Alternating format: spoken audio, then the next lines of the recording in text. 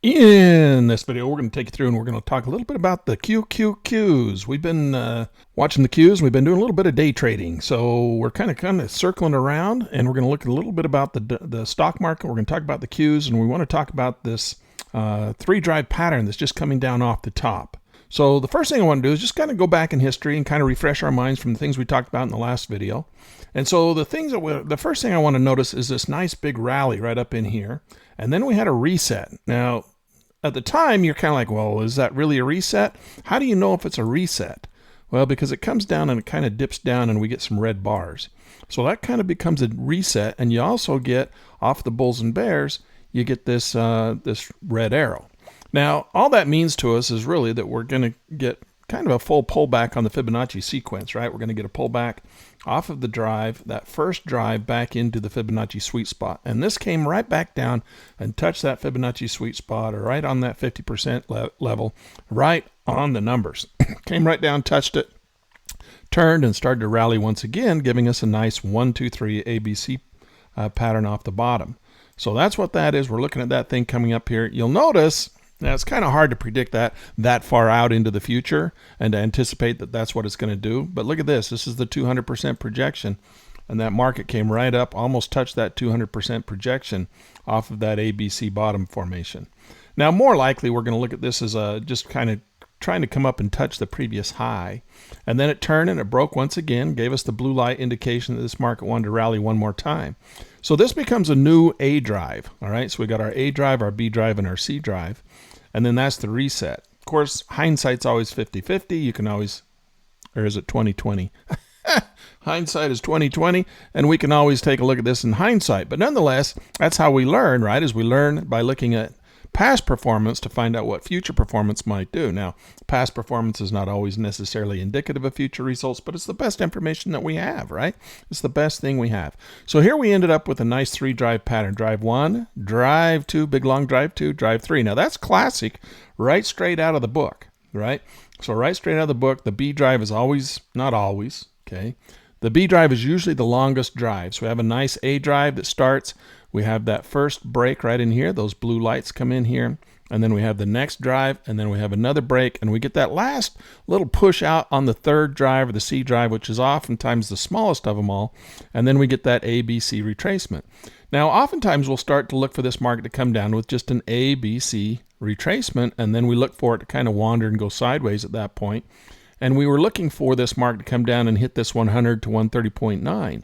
And if you remember, this was kind of our target point of where we thought this thing come on this second drive. And it didn't do it. It failed and started to rally once again. It started showing some strength in here. And we started seeing this market push back up. And this is actually a buy signal. This is an X2A1, which is not the highest probability, but it's middle probability. This is the lowest probability. We don't generally want to take an X1A1.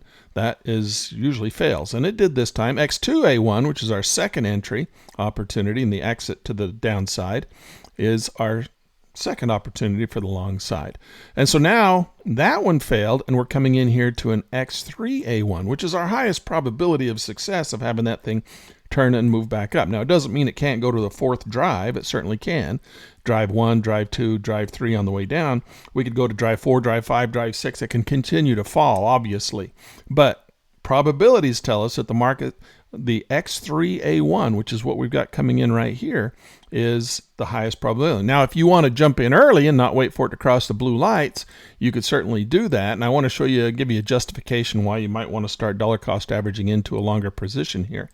Now, I know there's a lot of bad news out there, and everybody's saying, don't do it, don't do it. It's going to go further down. And could it go further down? Of course it could. So we're not going to just dump our entire portfolio into the market right now. We're going to go in gentle. So we already put a little bit, a very small amount, in at the X2A1. So we're a little bit long right here, or I am at least, from this first X2A1. Not a lot, just a little. I just didn't want to miss it if it took off on the second drive. In anticipation of the third drive. Because of the weakness in the market, we were anticipating the possibility of this third drive. Does that mean we could get the fourth drive? Yes, we certainly could, which is why we don't want to dump our entire position into the market here on the X3A1. We may get an X4A1. All right, very rare, but they do happen. So here we are coming into the X3A1, and you might want to put a little bit of money into this market as it starts to show this little flag formation right here. Now I'm going to give you a reason why you might want to go long. I'm also going to give you a reason why you might not want to go long. All right, so we're going to come in here and I'm going to delete all this off the screen right now. And I just want to grab my dollar calculator and show you. If we go from the top to the bottom right here, that's a roughly $3,000 move. If we go from the top to the bottom here, that's a $3,000 move. If we go to the top to where the market bottomed out here, that's a $3,000 move.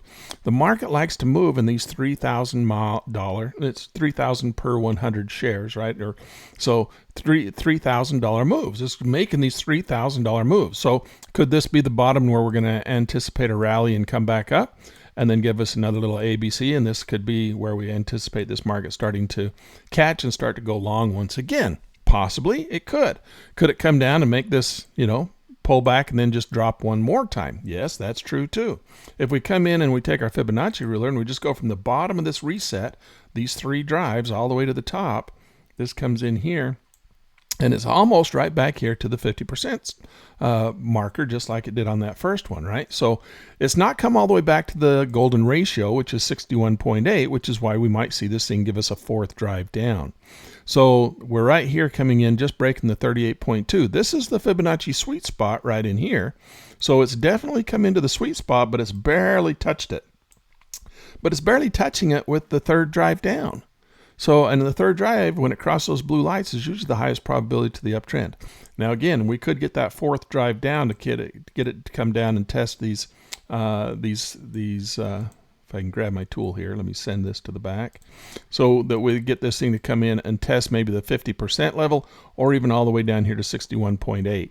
And if we get a 61.8, that would be another $3,000 drop off of a retracement here.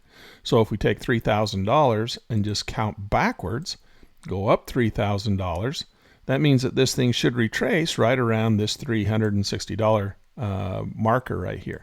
It's kind of a way of backing into your trade, right? So you back into what you project by looking at it like that. That's how you do it. So there we go. So there's our drop, and that's what we'd anticipate if we get a fourth drive down to 61.8.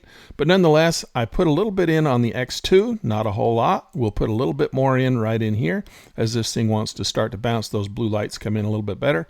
So this is a place to start to add in a little bit, do a little more dollar cost averaging into our position. But there is some downside potential based on the Fibonacci sweet spot, and we're going to keep our eye on that. And that's what I wanted to bring to your attention on the Qs, and that's where we're sitting right now. That's our current market analysis on the Qs. If you have any questions, please let me know. I'm here for you.